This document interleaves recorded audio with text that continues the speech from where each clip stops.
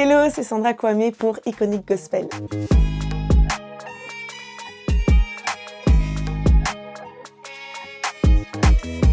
J'ai commencé à servir dans mon groupe de louanges lorsque j'avais 16 ans. Puis à l'âge de 20 ans, je suis allée dans un rassemblement de jeunesse. J'ai vraiment ressenti fort sur mon cœur, ça bouillonnait, je sentais que c'était vraiment Dieu qui me parlait. Et pendant le temps de louange, qui me confirmait en fait qu'il voulait m'utiliser pour conduire la louange, puis qui me montrait que moi aussi j'allais être devant des foules et que j'allais pouvoir conduire son peuple, des foules nombreuses dans la louange. Et à ce moment-là, j'ai su que Dieu voulait faire quelque chose de plus que juste servir le dimanche matin dans mon groupe de louange. Donc à partir de ce moment-là, je me suis dit, ok, Seigneur, je te dis oui, Seigneur, je te suis. Et j'ai commencé à me former, j'ai commencé à essayer de prendre tous les outils à droite, à gauche pour me perfectionner et être prête pour ce que Dieu allait faire. C'est pour ça également que j'ai quitté la France et que je suis partie me former au Canada à l'école biblique. Il y avait un certificat en louange qui se donnait et donc j'ai suivi toute cette formation-là. Et à partir de là, Dieu a commencé à ouvrir les portes. J'ai pu commencer à le servir de plus en plus, devant des foules de plus en plus nombreuses et aujourd'hui, je continue encore et finalement, c'est la meilleure décision que j'ai prise de ma vie. Dieu du triomphe, à toujours, à toi soit le règne, à toi soit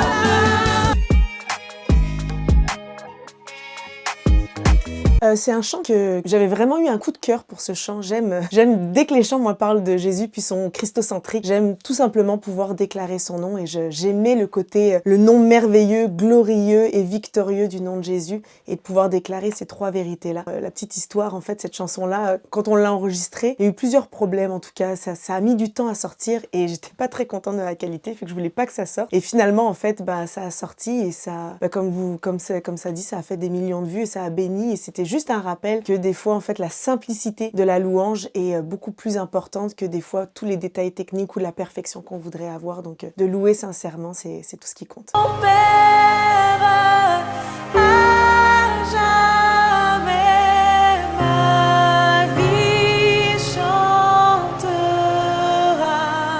ta splendeur. Ça a été hyper formateur pour moi, le groupe Impact, non seulement de pouvoir servir aux côtés de Sébastien Korn, qui était le leader du groupe, de voir sa manière de justement leader le groupe, de voir toutes les opportunités qu'on avait, de pouvoir voyager, de pouvoir faire des tournées, de pouvoir déjà commencer à expérimenter ce que c'était que le ministère de louange. C'était des moments incroyables avec Dieu, des moments incroyables de prière aussi, parce que qui dit grosse tournée dit aussi des gros combats spirituels. Et en fait, finalement, ça a tout simplement confirmé que c'est ça que je voulais faire. Et ça a été aussi les premières étapes et les premiers pas de mon ministère parce que c'est les premières portes que Dieu a ouvertes quand j'étais au Canada. Je suis arrivée en 2011 et en 2012 on a enregistré Sola Gracia, donc ça a été mon école. Tu peux aimer Dieu de tout ton cœur si ton caractère ne reflète pas Jésus, n'imite pas Jésus et ne montre pas aux autres qui est Jésus. Et bien dans ce cas, on passe complètement à côté parce que la mission sera échouée. Quand j'ai reçu l'appel et que j'ai reçu la confirmation que Dieu voulait m'utiliser dans la louange, j'ai cherché des formations et j'en ai pas trouvé. Et la seule que j'ai trouvée m'a demandé de tout quitter et d'aller m'installer dans un autre pays et de finalement en fait sacrifier énormément pour suivre une formation qui était géniale et j'ai énormément reçu. Et je ressentais vraiment dans mon cœur qu'à un moment donné, il fallait que je redonne également en retour. Mais tout le monde ne pouvait pas quitter son travail, son église, sa famille. Donc de trouver un autre moyen pour aller rejoindre les gens là où ils sont.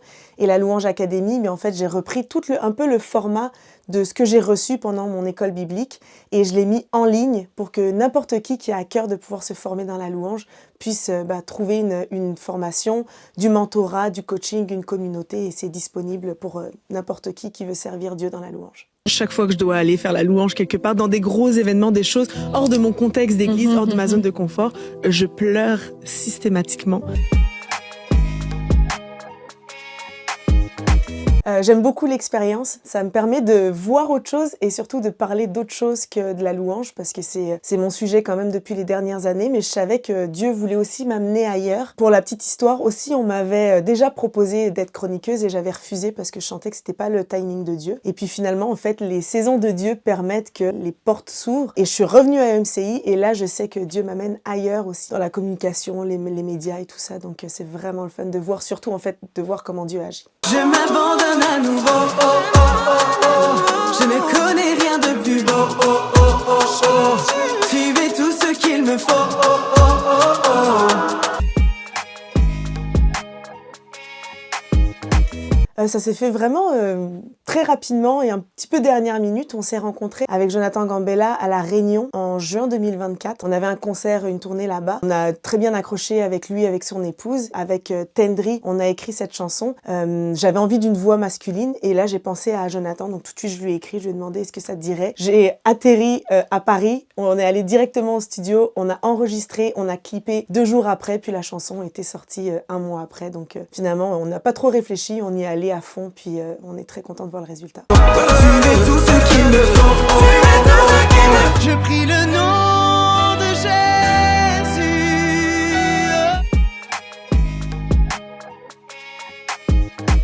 Justement, je voulais revenir avec un chant de louange, je voulais revenir... Moi, je suis une adoratrice. Je me décris pas comme une artiste ou quoi que ce soit. Je suis vraiment une adoratrice et je voulais revenir à un chant de louange qui parle de Jésus, qui invoque Jésus, qui déclare Jésus. Je prie pour ma famille.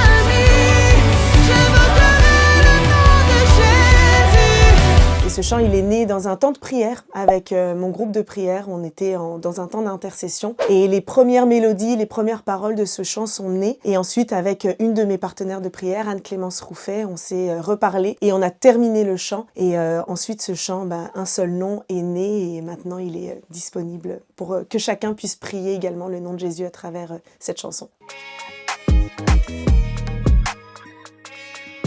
Je voulais un chant d'autorité spirituelle. Je voulais un chant qui déclare en fait la puissance de Jésus, comme c'est indiqué dans la question. Et en fait, c'est pour ça que le chant ne parle que de ça, ne parle que du nom de Jésus. Je prie le nom de Jésus sur ma famille, sur mon pays. Et c'était les paroles de ce qu'on vivait et de ce qu'on avait besoin de dire au moment où on priait. On avait chacune des sujets de prière qui étaient vraiment importants dans notre vie et c'est exactement les paroles qu'on déclarait. Et je me suis dit, si nous, on a besoin de le déclarer, je sais que beaucoup de personnes ont également besoin de le déclarer. Et c'est pour ça que de le mettre en musique, ça permet, quand on en a besoin et qu'on ne sait pas toujours comment s'exprimer à Dieu, et bien d'avoir des paroles dans nos bouches qui nous permettent de pouvoir invoquer le nom de Jésus sur toutes sortes de situations.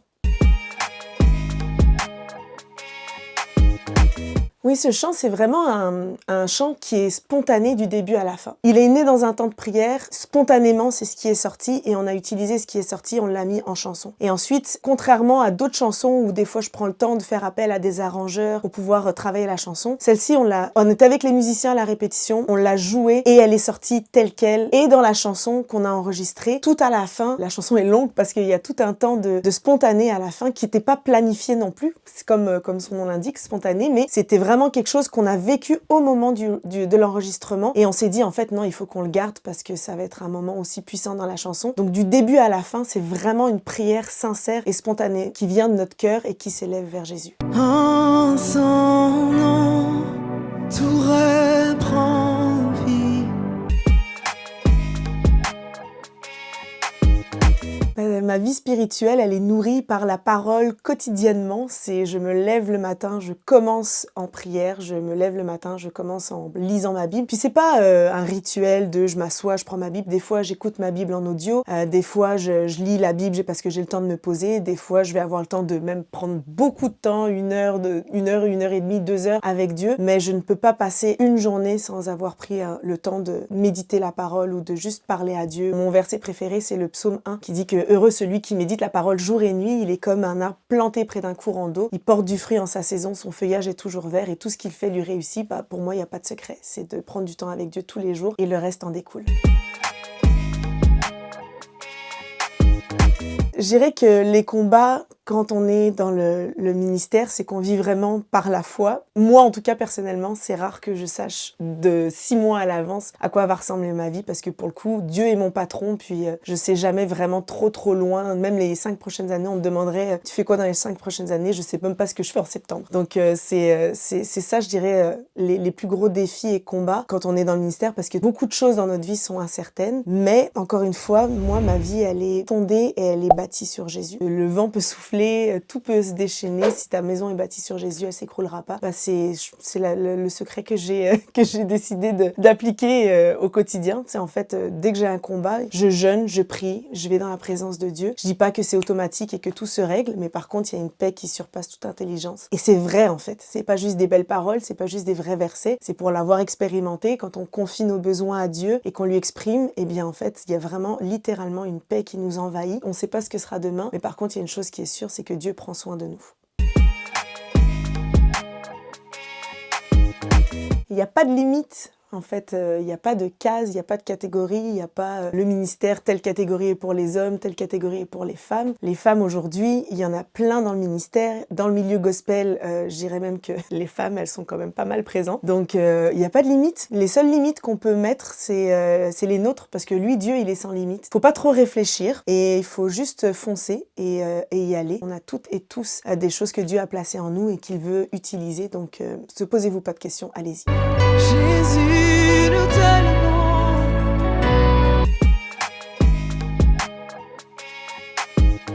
J'ai un projet d'album qui arrive cet automne. Je peux pas donner de date tout de suite. L'album va s'appeler Un seul nom. Ça va être un album de 8 chansons. Ça va être un album vraiment de louanges et ça va être très fort. J'ai très hâte que vous entendiez ça. Donc ça arrive bientôt. Et puis ensuite, il y aura des concerts et des tournées qui suivront avec cet album.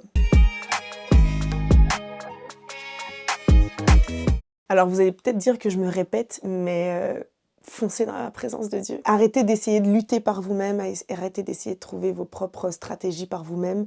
Ayez le premier réflexe d'abord d'aller déposer ça aux pieds de Jésus. Approchez-vous avec confiance et assurance du trône de la grâce auprès de celui qui nous aime. Puis vous allez voir qu'en fait, il va vous donner les stratégies, il va apaiser votre cœur, il va vous aider, il va vous porter, il va alléger votre cœur également. Et puis, ayez ce réflexe-là, que ce soit pas la dernière chose que vous fassiez en urgence, mais que ce soit au contraire la première chose que vous fassiez en priorité. Je voulais juste dire un gros merci à toute la communauté d'Iconic Gospel. Merci de nous soutenir, merci de nous écouter, merci pour tous les messages que vous nous envoyez à chaque fois qu'on a l'opportunité de pouvoir vous faire écouter notre louange, notre musique. Et vraiment que Dieu puisse vous bénir, que Dieu puisse vous fortifier, vous encourager et au plaisir en tout cas de vous croiser, peu importe où ce sera sur la planète et que vraiment le Saint-Esprit vous remplisse.